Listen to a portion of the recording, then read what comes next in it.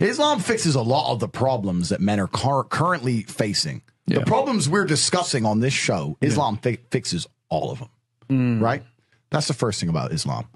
And I'm not a Muslim, right? If I had to choose a religion, I would, because I live in an Orthodox Christian country, I go to the Orthodox Christian church. I donate $20,000 a month to the church in the country I live in. The church in Romania is very powerful, and I like having church friends.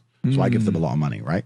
So I would guess I'm an Orthodox Christian. But if I had to bet on one religion as if I were betting on the stock market for the future, you have to bet on Islam. Because Muslims are intolerant. And I'm not saying that disrespectfully, because if you're tolerant of everything, then you stand for nothing. Yeah. Facts. Christians are so tolerant now. You don't believe it. They have gay pastors that I'm not even anti-gay, but if the book says don't have, like, what do you believe in now? If you're tolerant of everything, you stand for nothing. I can walk through London with a T-shirt saying Jesus is gay, and nothing will happen to me. If I did the same thing with the Islamic prophet, I'd be dead before I got to the end of the street. Boom. That's how much they believe and respect. And I respect people who stick up for what they believe in. Yeah. It's not even about me believing in it. I respect them because they believe, and they will defend.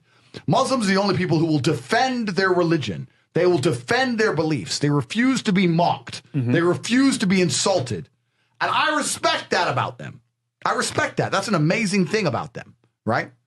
And the third point is, and I've been all around the world, some of the best countries in the world today are the first world Muslim nations. Yeah. Qatar, you can go to Qatar, you can fall asleep with $1 million on your lap in the middle of the street. Nothing's going to happen to you. Saudi Arabia as well. You well. can go to Saudi, nothing will happen to you. You can go to Dubai, UAE, nothing's going to happen to you. They leave their cars parked with the keys inside. It's so safe. Yeah. Wow. Yeah. It's so safe. Women, everyone's married. Every woman obeys her husband. Every single woman has 4, 5, 6 kids. Big families. All the things we're talking about, all the problems we have here, right? They've got none of that. None of it.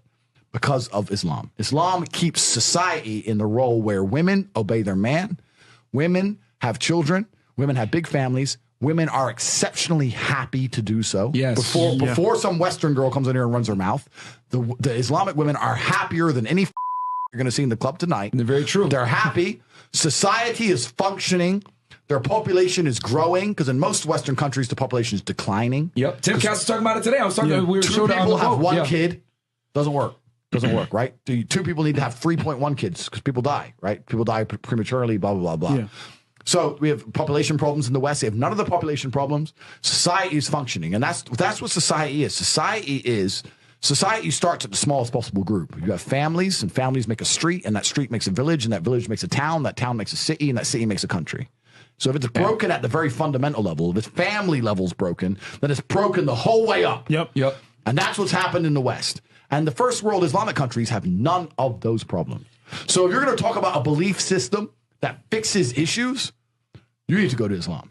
And I will say this that will fix everything. I just have absolute, even though I wouldn't identify as Muslim, I have absolute respect for the ideology, respect for the mentality, respect for the warrior aspect of it. I respect it. They don't play. They don't play. You can't insult their shit.